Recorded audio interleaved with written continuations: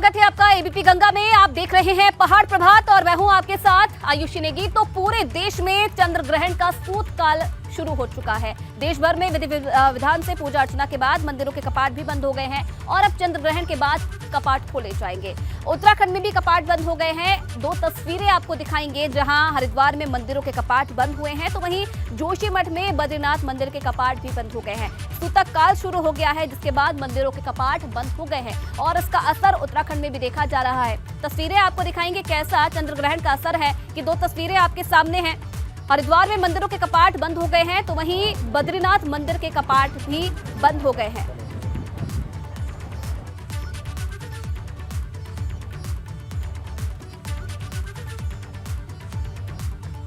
तो हरिद्वार और जोशीमठ की तस्वीरें आप देख रहे हैं किस तरीके से सूतक काल के बाद जो मंदिरों के कपाट हैं वो बंद हो गए हैं और अब बाहर से ही जो श्रद्धालु हैं वो भगवान के दर्शन कर रहे हैं।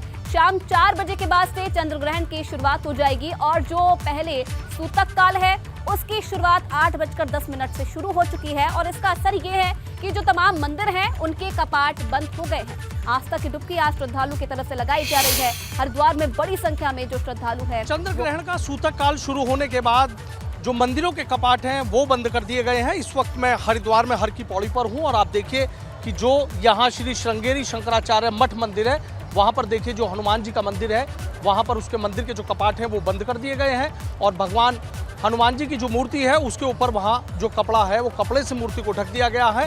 अब जब ग्रहण खत्म होगा और उसके बाद ग्रहण की समाप्ति के बाद गंगा जल से स्नान कराने के बाद फिर से जो मूर्ति से कपड़ा है वो हटा दिया जाएगा और उसके बाद जो मंदिर के कपाट हैं वो यहाँ पर खोल दिए जाएंगे। चारों तरफ जहाँ तक कैमरे की नज़र जा रही है वहाँ तक आप देखिए कि किस तरीके से जो आस्था का कुंभ है वो यहाँ पर नज़र आ रहा है। दूर दूर से जो श्रद्धालु हैं वो यहाँ गंगा में पुण्य की डुबकी लगाने के लिए यहाँ पर आए हुए हैं। कुछ श्रद्धालु ऐसे हैं कि जो यहाँ स्नान करके यहाँ से लौट रहे हैं, उनसे भी हम बातचीत करने की कोशिश करेंगे और जो श्रद्धालु यहाँ अभी स्नान करने आए हैं उनसे भी। बाबूजी कहाँ से आए हैं? पिछला बिजनौर से। अच्छा, स्नान कर लिया? स्नान कर लिया सर। अच्छा, क्योंकि आज ग्रहण काल भी शुरू है तो इसलिए पहले ही कर लिया था? हाँ, नहीं ऐसे पहले किया है ग्रहण। अच्छा, हाँ, बहुत बिजनौर से आए नगीना से। अच्छा, बिजनौर नगीना से। हाँ जी। आप कहाँ से आए भैया?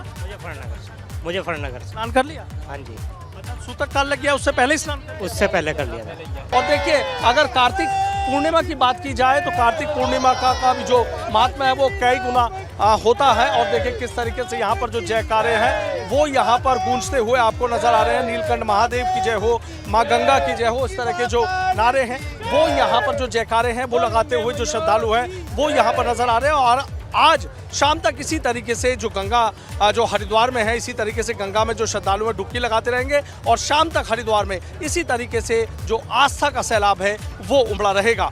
वीडियो जर्नलिस्ट सत्येंद्र सिंह के साथ सनुज शर्मा, एबीपी गंगा, हरिद्वार।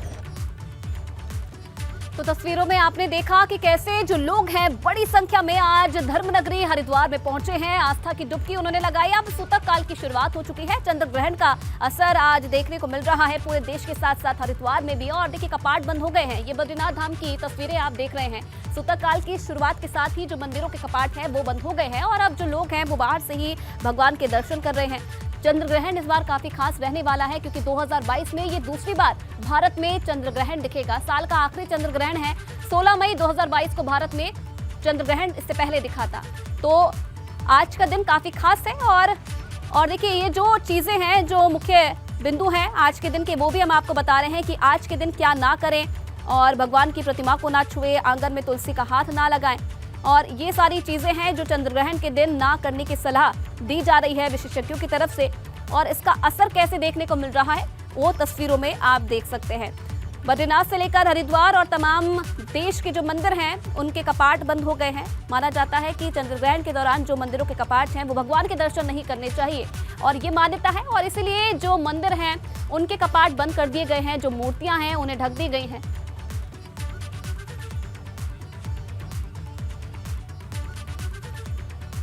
तो आज कार्तिक पूर्णिमा का स्नान पर्व कहा जाता है और आज के दिन स्नान करने से पुण्य की प्राप्ति भी होती है। कार्तिक पूर्णिमा का स्नान भगवान विष्णु के नियमित किया जाता है। आज चंद्र ग्रहण होने के कारण सुबह 8 बजे सूतक लगने के कारण कार्तिक पूर्णिमा का स्नान करने श्रद्धालु देर रात से ही हर की पौड़ी पर पहुंचने लगे हैं और गंगा में आस्था की डुबकी लगाकर पुण्य की कामना भी कर रहे हैं। इधर भीड़ को देखते हुए पुलिस प्रशासन ने भी सुरक्षा के कड़े बंदोबस्त किए हैं।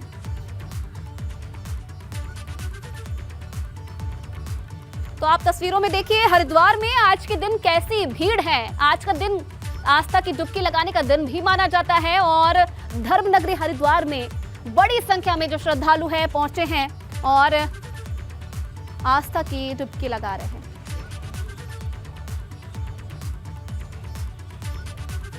और चलिए इस खबर पर और ज्यादा जानकारी देने के लिए सनु शर्मा इस वक्त हरिद्वार से सीधा लाइव हमारे साथ जुड़ रहे हैं। सनुज, सूतक काल की शुरुआत हो गई है और तस्वीरें आप भी दिखाइए जरा, कैसा असर देखने को मिल रहा है चंद्र ग्रहण का हरिद्वार में और लोगों का क्या कहना है इस चंद्र ग्रहण को लेकर? हाँ देखिए, चूंकि सूतक काल शुरू हो गया है चंद्र ग्रहण का, पहले मैं आपको दिखा देता हूँ कि देखिए हर की पौड़ी पर ये देखिए श्री श्रृंगेश्वर शंकराचार्य मठ मंदिर है और यहाँ मंदिर के जो कपाट है वो सूतक काल के चलते यहाँ पर बंद कर दिए गए हैं। जो भगवान हनुमान जी की मूर्ति है उसको यहाँ कपड़े से ढक दिया गया है और यहाँ अब जो पूजा अर्चना है वो फिलहाल निषेध कर दी गई है। और उसके बाद जब चंद्रकाल की समाप्ति होगी और चंद्रकाल की समाप्ति के बाद फिर से यहाँ मंदिर के जो कपाट है वो यहाँ पर खुल जाएंगे। अब दूसरी तस्वीर में आपको दिखा देता हूँ कि देखिए चूंकि कार्तिक पूर्णिमा भी आज है और इसको लेकर किस तरीके से यहाँ जो आस्था का सैलाब है वो यहाँ पर उमड़ा हुआ है। देश के कोने कोने से जो श्रद्धालु है वो यहाँ पर गंगा स्नान करने के लिए आए हैं, गंगा में पुण्य की डुबकी लगाने के लिए आए हैं। देखिए पुराणों में कहा गया है कि आज का दिन जो कार्तिक पूर्णिमा का दिन है वो सबसे श्रेष्ठ दिन माना जाता है। वो इसलिए चूंकि भगवान शंकर ने आज के दिन जो त्रिपुराक्षर राक्षस था उसका वध किया था, इसलिए उनको त्रिपुरारी भी कहा जाता है। और कई और मान्यताएं इससे जुड़ी हुई है। महाभारत की एक मान्यता भी जुड़ी हुई है कि चूंकि जब कौरव और पांडवों के बीच युद्ध हुआ और जब कौरव जब मारे गए और उसके बाद जो पांडव थे तो वो इस बात को लेकर कहीं ना कहीं परेशान थे कि आखिर क्या किया जाए जो उनकी मुक्ति हो जाए। तो ऐसे में भगवान कृष्ण से जब उन्होंने पूछा तो भगवान श्री कृष्ण ने ये कहा कि जो कार्तिक पूर्णिमा आ रही है, कार्तिक पूर्णिमा पर आप अपने पितरों के लिए या अपने पूर्वजों की शांति के लिए प्रार्थना करें। और उसको लेकर जो बेरठ में गढ़ मुक्तेश्वर है वहां पर जो गढ़ मेला है वो लगता है। तो इसको लेकर जो तमाम मान्यताएं हैं, दूर दूर से जो श्रद्धालु हैं वो यहाँ पर आए हैं। एक बड़ा जो पर्व के रूप में ये कार्तिक पूर्णिमा पर्व मनाया जाता है। जो श्रद्धालु हैं देखिए उन श्रद्धालुओं से भी हम बात करते हैं और श्रद्धालु कितनी दूर दूर से यहाँ पर आए हैं। कुछ लोग यहाँ गुजरात से हैं, कुछ लोग यहाँ बिहार से हैं, कुछ लोग यहाँ राजस्थान से। एक एक कर श्रद्धालुओं से मैं बात करूंगा और जानूंगा कि कार्तिक पूर्णिमा का कितना महत्व है कि आप देखिए हजारों किलोमीटर दूर का सफर तय करके ये लोग यहाँ पर आए हैं। बाबूजी नमस्कार, कहाँ से आए हैं आप? मैं बिहार से आया हूँ। अच्छा, बिहार से आए हैं। तो आज कार्तिक पूर्णिमा का महत्व है? कार्तिक पूर्णिमा का महत्व है। हाँ, ये गंगा का स्नान तो समझिए बस बहुत बड़ी कृपा है महामाई की जो ऐसा अवसर मिलता है। अच्छा, पोते और परिवार के साथ? पोता परिवार पूरी फैमिली है। अच्छा, पूरे परिवार के साथ। सर आप कहाँ से आए हैं? मैं गुजरात वडोदरा से आया हूँ और मैं मेरे परिवार के साथ आया हूँ। इस छुट्टी के लिए हम सब डॉक्टर हैं तो हमको यहाँ कार्तिक स्नान के पूर्णिमा स्नान के लिए आना पड़ा है। और दूसरी बात, हमारी माताजी और पिताजी का स्वर्गवास 2020 में हुआ था, तो हम ऐसा ही मान्यता है कि अगर आज हम उसका पिंडदान करें, उनको प्रार्थना करें तो पूरा पुण्य उनको मिलता है। तो उनके लिए भी हम यहाँ उपस्थित हुए हैं और आप लोगों का भी साक्षात्कार होगा, इसलिए अच्छा, परिवार के साथ? पूरे परिवार के साथ आया हूँ। मेरी पत्नी है स्नेहा। अच्छा, मैं स्नान कर लिया? नहीं, अभी कर लेंगे। पूरे परिवार के साथ आए हैं। देखिए बिहार से बाबूजी आए हैं, गुजरात से सर आए हैं और देखिए ये लोग राजस्थान से आए हैं। किस जगह से हैं राजस्थान? मैं राजस्थान भिवाड़ी से आई हूँ। अच्छा, भिलवाड़ी से आए हैं। परिवार के साथ चंदन वगैरह स्नान कर लिया? हाँ, स्नान कर लिया। सुबह चंद्रमा उगने से पहले स्नान कर लिया। अब दोबारा स्नान करूँगी जब ग्रहण छूटने के बाद। कार्तिका की पूर्णिमा पे सब आई हूँ स्नान करने के लिए। बहुत बहुत धन्यवाद गंगे मैया ने। यहाँ पे सूतक में सब मंदिर बंद हो गई, पूजा नहीं कर पाई हूँ।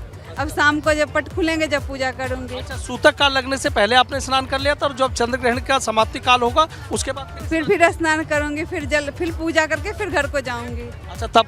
हाँ। अच्छा सर, आप भी साथ? बिल्कुल साथ में हैं हम लोग। सुबह सूतक लगने से पहले हमने स्नान कर लिया था और ये इस तरह का मतलब ये अपने आप में एक बहुत ही अच्छी चीज़ है इसमें जी।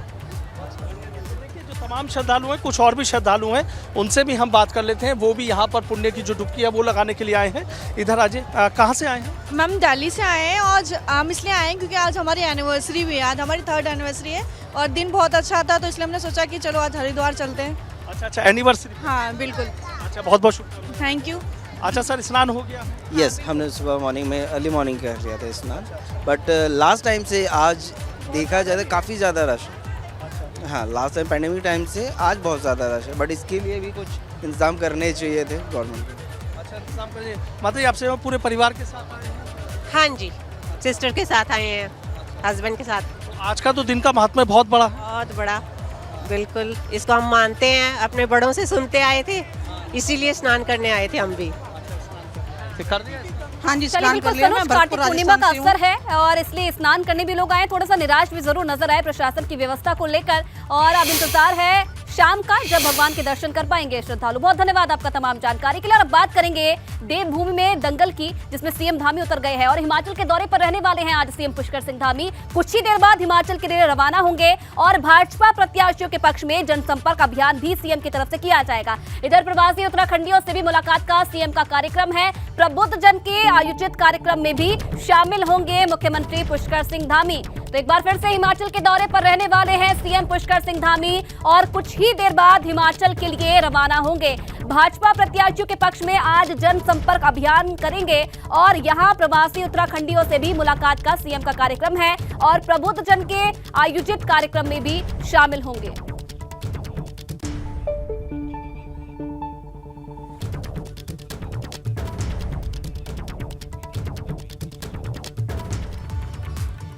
वहीं उत्तराखंड सरकार इस बार उत्तराखंड गौरव सम्मान उत्तराखंड की कई महान विभूतियों को देने जा रही है, जिसमें 2022 उत्तराखंड गौरव सम्मान में एनएसए अजीत डोभाल, पूर्व सीडीएस स्वर्गीय जनरल बिपिन रावत, भारतीय फिल्म सेंसर बोर्ड के अध्यक्ष प्रसून जोशी और उत्तराखंड के गीतकार और लेखक स्वर्गीय गिरीश चंद्र तिवारी, स्वर्गीय वीरेंद्र डंगवाल को उत्तराखंड गौरव सम्मान पुरस्कार दिया जाएगा। राज्य स्थापना के दिवस के अवसर पर उत्तराखंड की हस्तियों को उत्तराखंड गौरव सम्मान दिया जाएगा। मेरे साथ में मुख्यमंत्री जी हैं। सर, किस तरह से आप देख रहे हैं? देखिए, हम उत्तराखंड गौरव सम्मान देकर उत्तराखंड की सरकार स्वयं गौरवान्वित हो रही है। ऐसे महानुभाव जिन्होंने अपने जीवन में बहुत सारी विशिष्टताएं प्राप्त की हैं, बहुत विशिष्ट कार्य किए हैं, उत्तराखंड का नाम उन्होंने देश दुनिया में ले जाने का काम किया है, उन सभी को हमने इस पुरस्कार के लिए उनको सम्मानित करने का निर्णय लिया है। मैं समझता हूँ कि आने वाली हमारी सभी पीढ़ियों के लिए, हमारे राज्य के लिए एक प्रेरणा होगी, जिससे कि हमारे उत्तराखंड के लोग विभिन्न क्षेत्रों में जाकर और नए आयामों को छूने का काम करेंगे। इन महापुरुषों से, इन महानुभावों से सबसे प्रेरणा लेने का भी काम होगा। सर, हिमाचल में ताबड़तोड़ प्रचार आप कर रहे हैं, उत्तराखंड की तरह आपने कहा भी है कि इस बार भी हिमाचल में भी भाजपा की सरकार बनेगी। किस तरीके से आप देख रहे हैं हिमाचल का चुनाव? हिमाचल का चुनाव भी ठीक उत्तराखंड के चुनाव की तरह है और यहाँ प्रचंड बहुमत की सरकार बनी। उत्तराखंड के लोगों ने एक मिथक तोड़ा, एक नया इतिहास बनाया। हमारे देश के यशस्वी प्रधानमंत्री मोदी जी के कामों पर यहाँ पर लोगों ने मोहर लगाई है और हिमाचल के लोग भी जो वहाँ पर विकास की प्रक्रिया प्रारंभ हुई है उसको अनवरत रूप से चलाएंगे, उसको ब्रेक नहीं करेंगे। इसलिए हिमाचल के लोग भी नया इतिहास बनाएंगे, मिथक तोड़ेंगे और भाजपा की प्रचंड बहुमत की वहाँ भी सरकार बनाएंगे। सर, जिला अध्यक्षों के नामों की भी घोषणा कर दी गई है, आगामी निकाय चुनाव के लिए महत्वपूर्ण हो सकते हैं। देखिए, ये हमारे एक संगठन की प्रक्रिया है और हमारे प्रदेश अध्यक्ष महेंद्र भट्ट जी के नेतृत्व में पूरी टीम अच्छा काम करेगी। मैं सभी को अपनी शुभकामनाएं देता हूं। सर, एक लास्ट से कुछ नया करने जा रहे हैं सर, खनन नीति को लेकर एक राज्य एक रॉयल्टी के तरीके से आप चीज़ें करने जा रहे हैं। क्या कुछ राज्य को बेहतर और इसका फ़ायदा मिले, किस तरह से डिसीजन होंगे? देखिए, राजस्व हमारा बढ़ना चाहिए और लोगों को सुविधा भी मिलनी चाहिए। दोनों ही चीज़ों का समन्वय करके हम आगे बढ़ेंगे। धन्यवाद बहुत बहुत। हमारे साथ में मुख्यमंत्री पुष्कर सिंह धामी जी थे, जिनसे अलग अलग विषयों पर बात की, चाहे हिमाचल का चुनाव हो या फिर राज्य में खनन नीति हो, उसको लेकर धामी सरकार कोई बड़े डिसीजन करने जा रही है। अपने सहयोग कैमरा पर्सन निशांत चौहान के साथ विनोद कुमार, एबीपी गंगा। आगे बढ़ेंगे। उत्तराखंड में भाजपा संगठन को मजबूत करने में जुटी हुई है। उत्तराखंड भाजपा प्रभारी दुष्यंत गौतम का कहना है कि उत्तराखंड में अगले 15 दिनों में मंडल स्तरीय टीम तैयार होगी और इसके साथ ही सभी जिलों से पुराने कार्यकर्ताओं के नाम भी मांगे गए हैं, जिनको लाभ का पद दिया जाएगा। साथ ही साथ उन्होंने एबीपी गंगा के साथ खास बातचीत के दौरान हरीश रावत पर भी निशाना साधा। इसी तरह एक उत्तराखंड का लेकर सवाल है। उत्तराखंड के चूंकि आप प्रभारी हैं, कल वहाँ पे तमाम सारे जिलाध्यक्षों के नामों की घोषणा कर दी गई है। अब आगे किस तरीके से संगठन का विस्तार वहाँ पे होगा और जो लाभ के पद खाली है उनको आप लोग कब तक भरेंगे? हम अभी कल हमने जिलाध्यक्षों की घोषणा की है और पीछे हमने पदाधिकारियों की घोषणा की थी, मोर्चा अध्यक्षों की घोषणा की थी। अभी हम 15 दिन के अंदर ही सबकी टीम को कंप्लीट करेंगे और मंडल तक का निर्माण कर देंगे।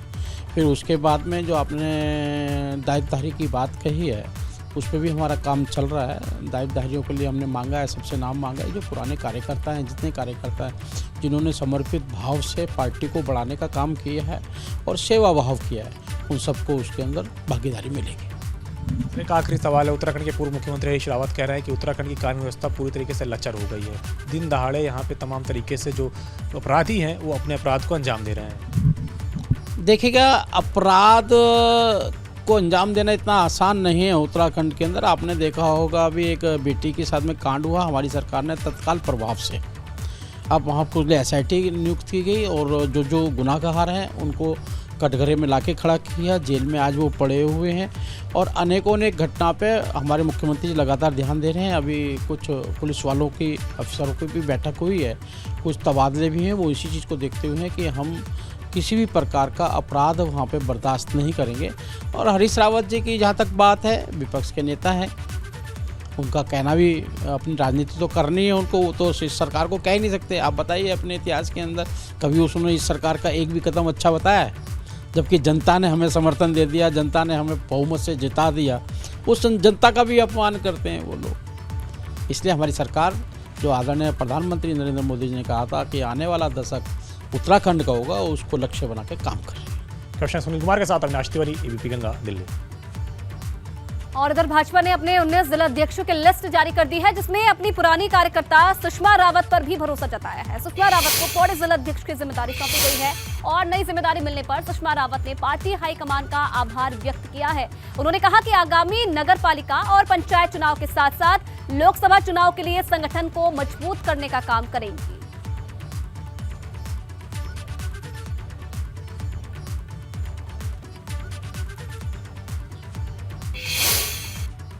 वहीं कोटद्वार में विधानसभा अध्यक्ष ऋतु खंडूरी अचानक बेस अस्पताल पहुंची, जहां उन्होंने अस्पताल का औचक निरीक्षण किया। इस दौरान मुख्य चिकित्सा अधीक्षक सहित अस्पताल के तमाम अधिकारी भी मौजूद रहे। ऋतु खंडूरी ने अस्पताल में भर्ती मरीजों से भी बातचीत की। इस दौरान ऋतु खंडूरी साफ सफाई को लेकर नाराज भी दिखी, जिसके लिए उन्होंने अधिकारियों और कर्मचारियों को फटकार लगाई। साथ ही मरीजों और तीमारदारों को कोई समस्या न हो, इसके लिए भी निर्देश दिए।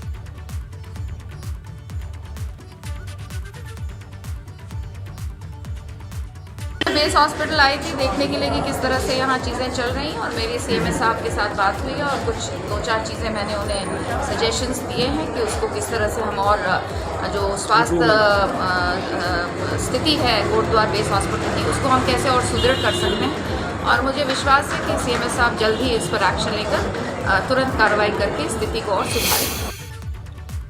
और अगली खबर हल्द्वानी से है, जहां गौलापार अंतर्राष्ट्रीय स्टेडियम में कुमाऊं कमिश्नर दीपक रावत ने औचक निरीक्षण किया। इस दौरान दीपक रावत ने अधिकारियों को जमकर लताड़ लगाई। इतना ही नहीं, कमिश्नर के सवालों का जवाब देने के बजाय अधिकारियों ने चुप्पी साध ली। दरअसल कुमाऊं कमिश्नर अंतर्राष्ट्रीय स्पोर्ट्स कॉम्प्लेक्स में निर्माण कार्यों का निरीक्षण करने पहुंचे। इस दौरान इलेक्ट्रिसिटी और सिविल के इंजीनियर मौके से नदारद मिले, जिस पर दीपक रावत ने खेल विभाग को पेनल्टी लगाने के निर्देश दिए।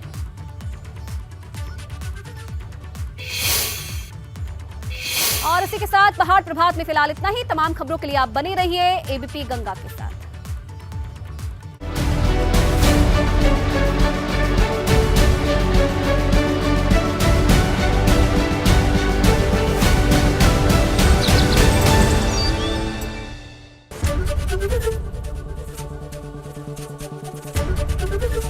ABP गंगा, खबर आपकी, जुबान आपकी।